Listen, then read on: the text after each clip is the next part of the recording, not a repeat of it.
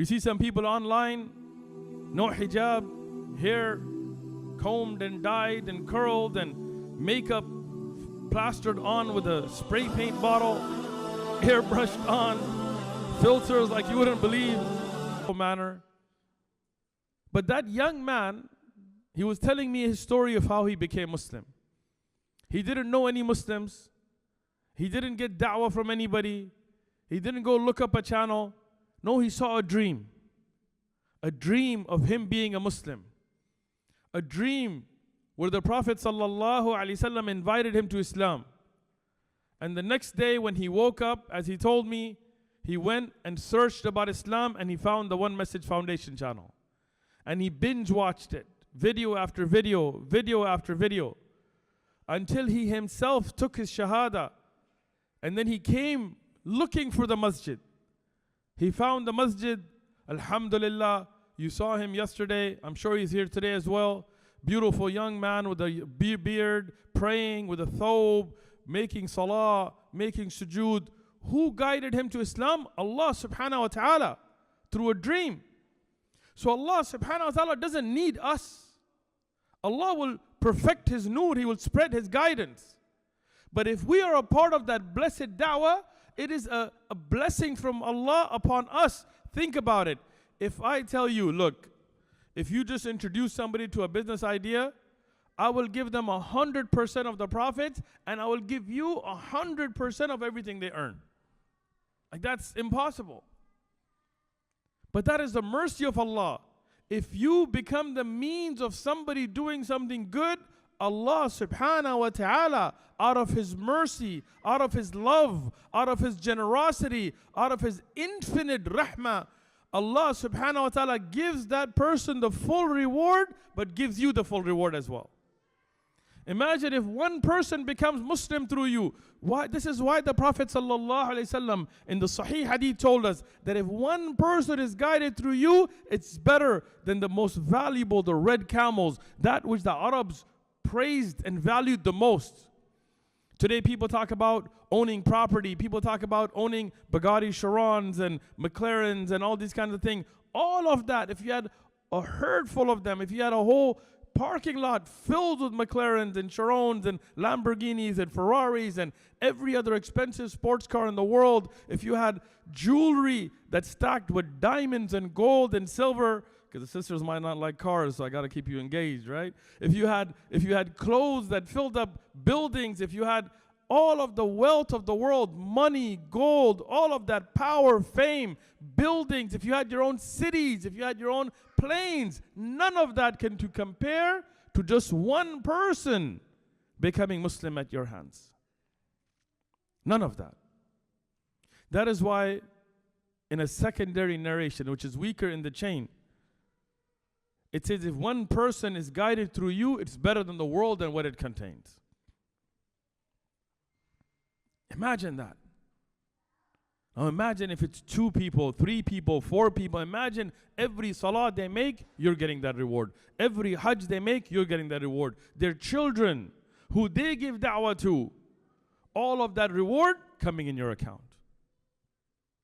And that is the blessings of da'wah. But now, the question in front of us, how will we give da'wah? Some people believe that da'wah is given by compromising the deen, by watering down the deen, by selling out the deen, by taking off the hijab.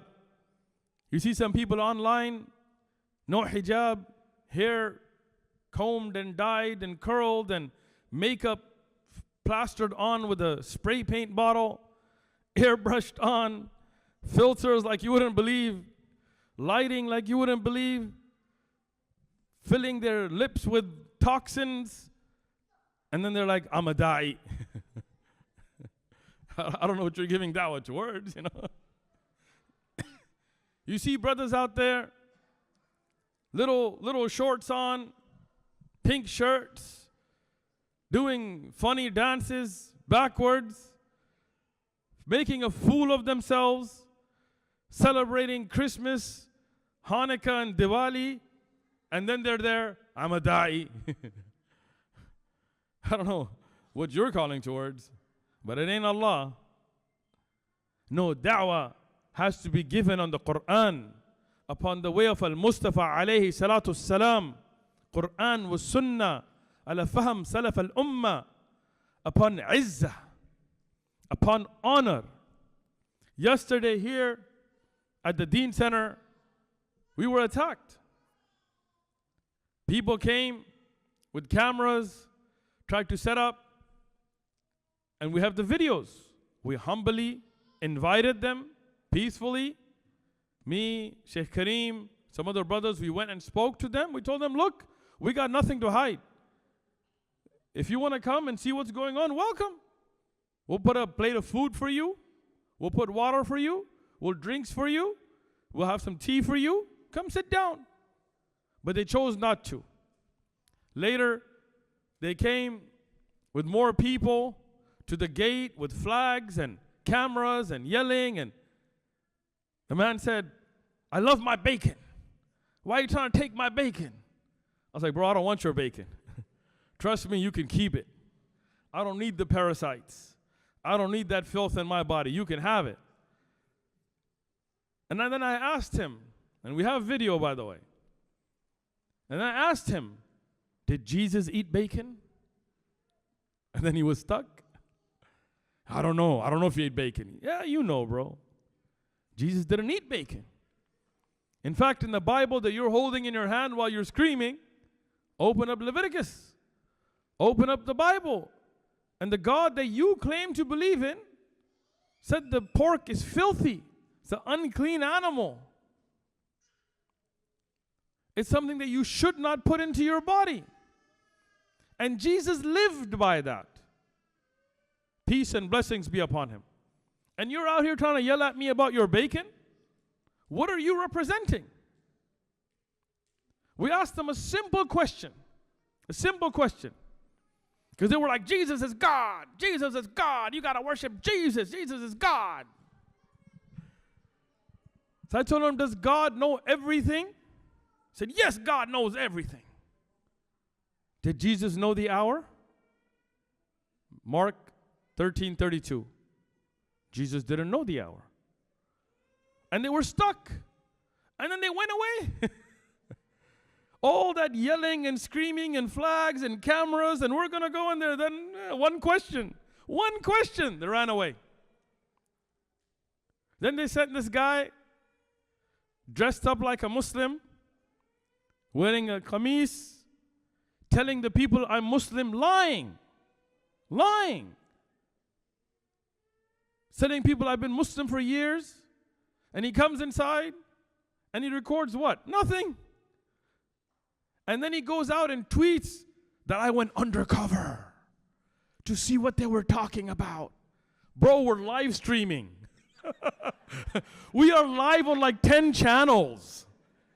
Everything we're talking about, you could have sat in your jacuzzi at home and watched. What are you undercover checking? I watched their lecture, I recorded. Bro, we are live streaming. One Message Foundation, AIM, Sunnah Initiative. We are live on Majd Ribat on so many channels. We're live. Everything we're talking about, we're saying it openly with honor and izzah. No lies, no taqiyah like he was doing by lying that he was a Muslim. No instigating, no trying to promote any kind of violence or disharmony. No, we are here to spread a peaceful message, but with honor, without ever compromising, without ever sacrificing our principles, without watering down anything, without apologizing for anything. We stand on the Quran and the Sunnah and everything that's in the Sharia. We believe in it, and we have the right to do so from Allah subhanahu wa ta'ala, and we have the right to do so from the constitution that this country was built in.